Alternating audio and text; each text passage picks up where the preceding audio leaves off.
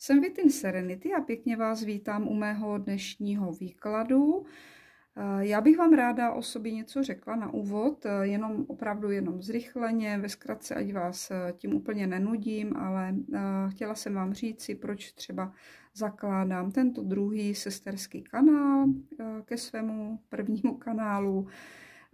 Tady na tomhle kanále bych ráda dělala videa nebo dávala videa, které jsou tematická, která jsou nadčasová, která si můžete pustit třeba i po 2 měsících, po 3, po roce. Důležité je, kdy si vás ten výklad najde, anebo vy si jej najdete.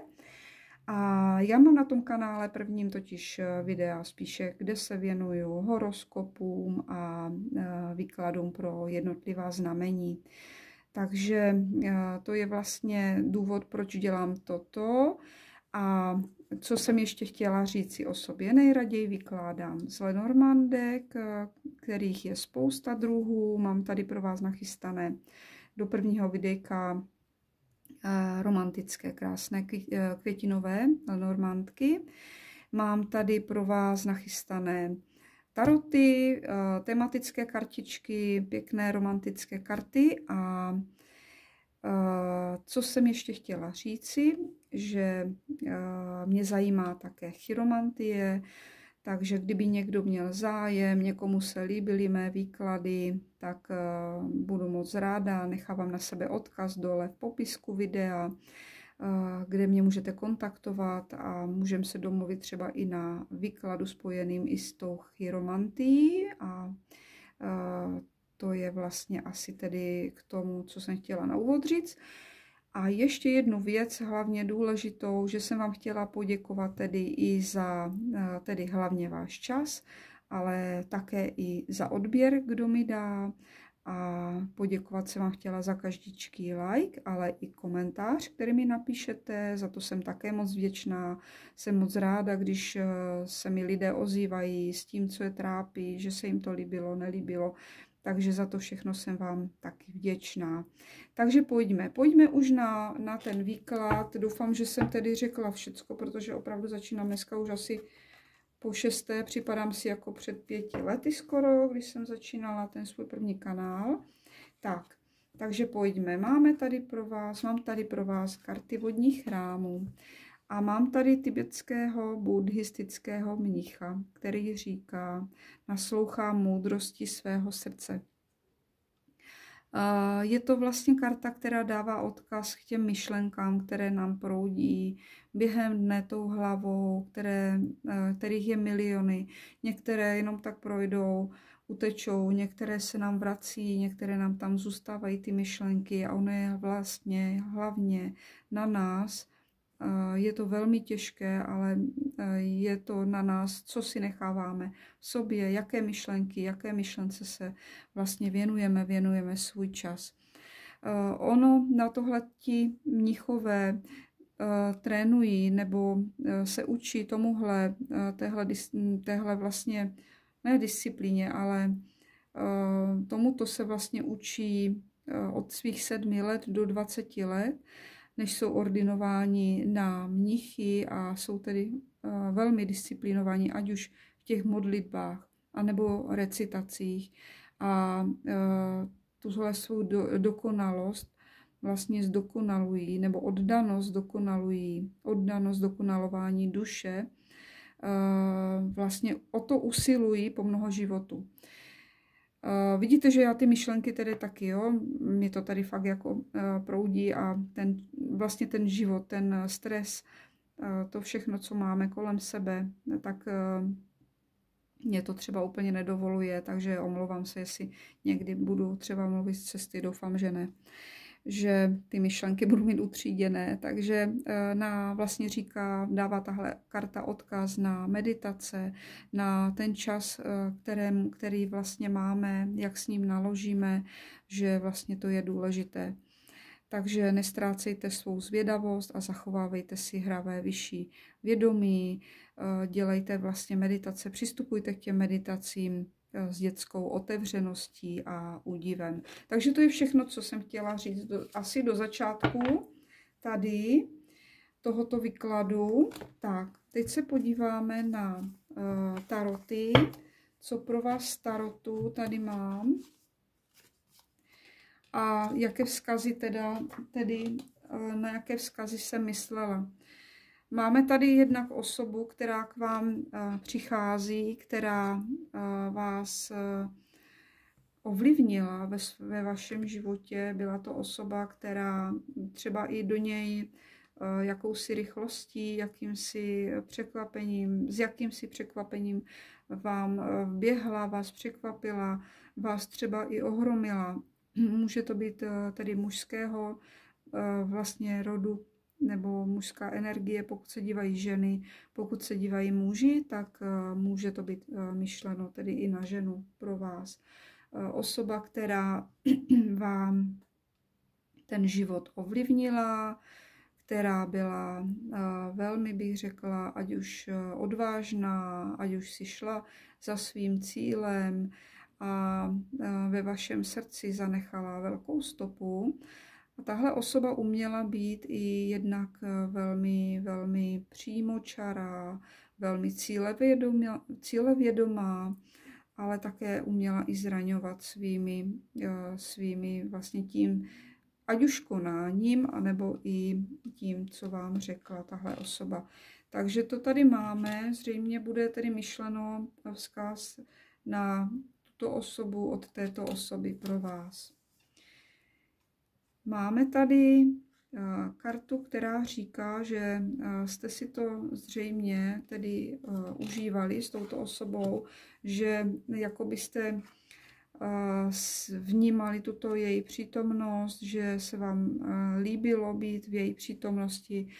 Zažili jste mnohé hezké chvíle, jak kdyby vás i třeba tahle osoba vytrhla z jakési nudy, samoty. Mohli jste i spolu třeba strávit mnoho hezkých chvil, ať už na procházkách v přírodě, anebo zkrátka strávený čas i spolu o samotě. A je vidět, že jste si ten život užívali, že jste ho žili a prožívali spolu. Jako byste i díky němu se dali na cestu, která vás jak kdyby odváděla od problémů, které jste měli.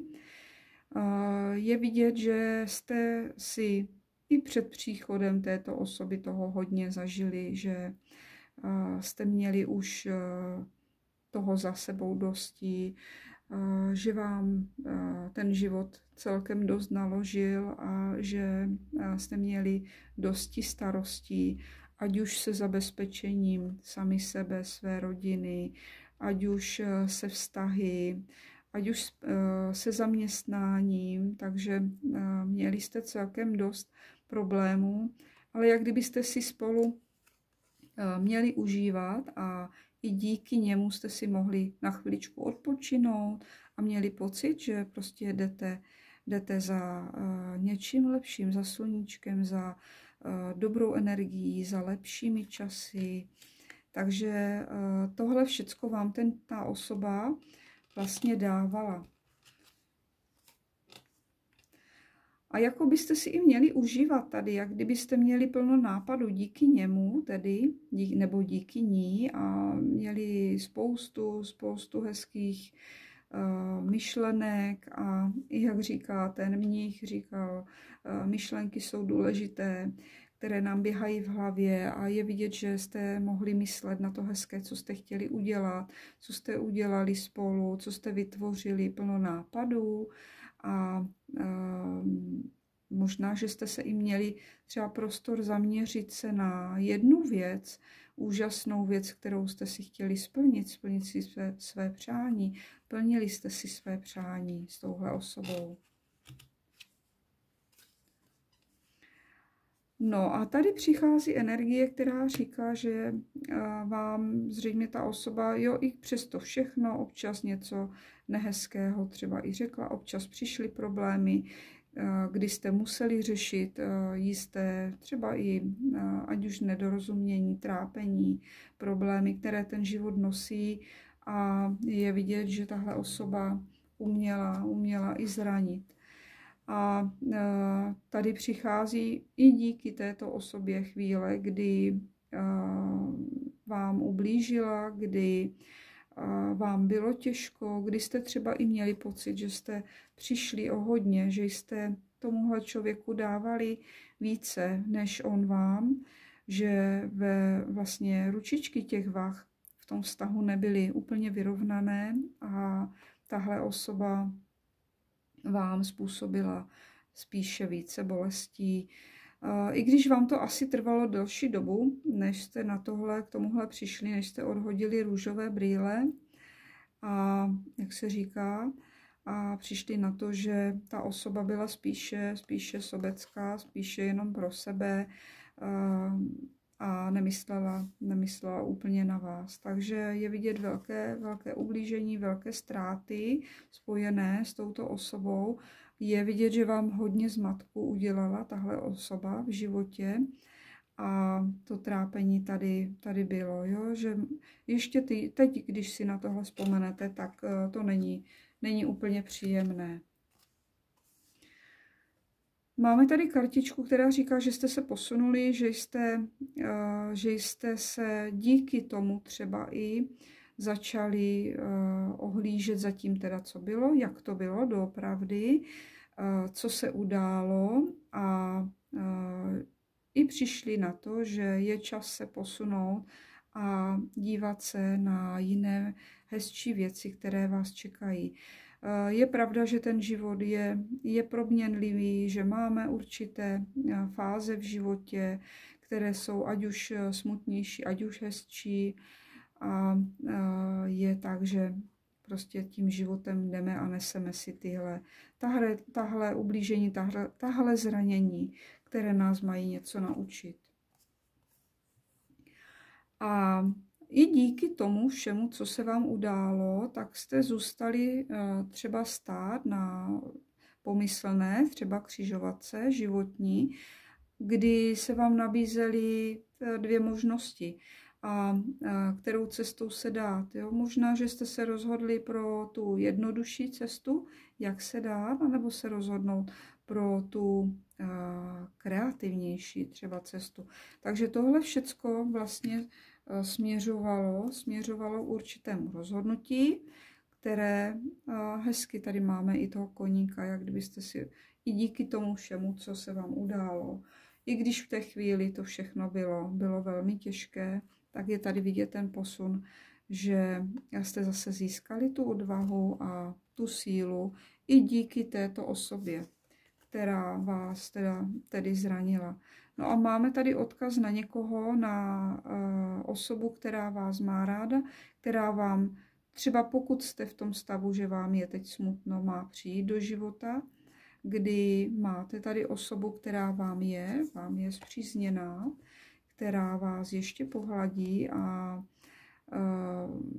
pocítíte vlastně to, že vás má někdo rád, že se o vás někdo i stará, máte se o koho opřít. Máme tady i krásný měsíc, který mluví o další vlastně vývojové, o další naší fázi životní, o posunu v tom životě, o těch touhách, které máme. A je dobře, že vlastně stále máme určité přání ve svém srdci, proč vlastně ještě jít dál, proč se snažit v tomto životě. Takže to je z těch tarotů vzkaz, bych řekla, asi i na tu osobu, na kterou má být myšleno. Podíváme se teď do Lenormandek ještě, co by vám chtěli vzkázat, nebo tahle osoba.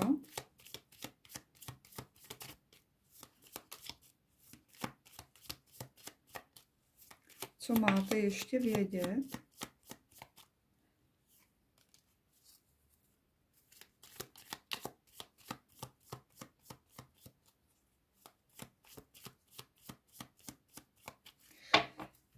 Co máte ještě vědět?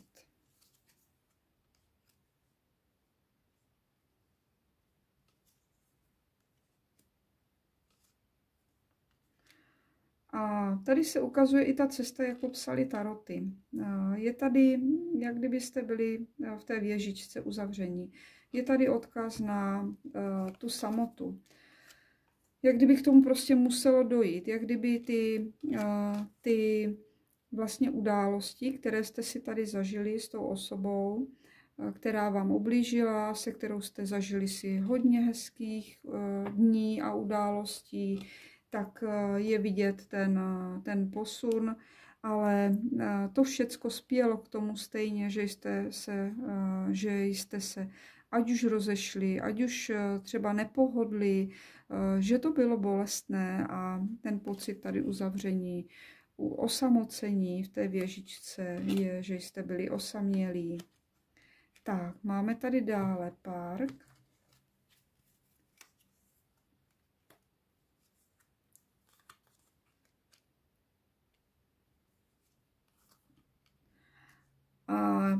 Ale normandky říkají, máme pro vás pěknou zprávu. Za to všecko, co vám se dělo, i ten posun, jak říkali taroty, máme.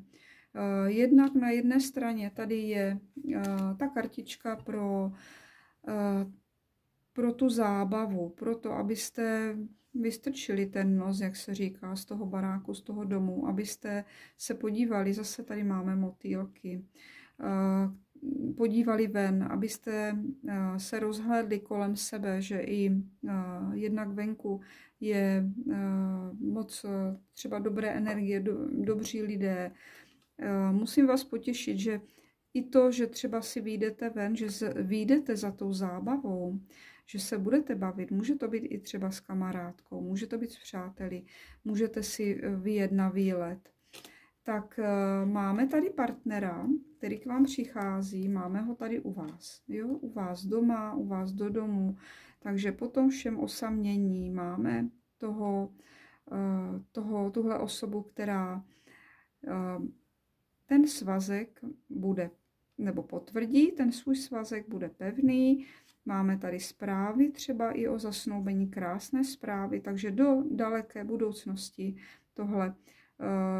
Já vím, že ono to přijde jako, že teď jsme sami, najednou si vyjdeme ven a už ho tady máme s tím prstínkem, už ho tady máme se žádostí o ruku. Myslím si, že tak rychle to asi nebude, ale že to bude z dlouhodobého hlediska pro vás osoba, která bude s vámi, ať už spřízněná, tedy bude chtít jakýsi svazek, který bude trvalejší. Ale řekla bych, radu od karet je tady vyjít si ven, nechat za sebou to trápení, co máte, otevřít se tomu světu a užívat si té zábavy. Máme tady odkaz i na zábavu, na tanec, radosti. Běžte tam, kde vás to baví, běžte ať už do kina, do divadla, na koncerty, do přírody, na procházky. Takže jedině tak asi můžete vlastně z té samoty vyjít, protože tady toho partnera máte tady partnera, který bude pro vás, jenom pro vás. Takže tak. Takže to je ode mě všechno. Já vám tedy moc děkuji za váš čas. Já doufám, že se vám to líbilo, že jste se nenudili. Pokud ano, budu ráda za odběr, budu ráda za zprávy a přeji vám tedy krásný den.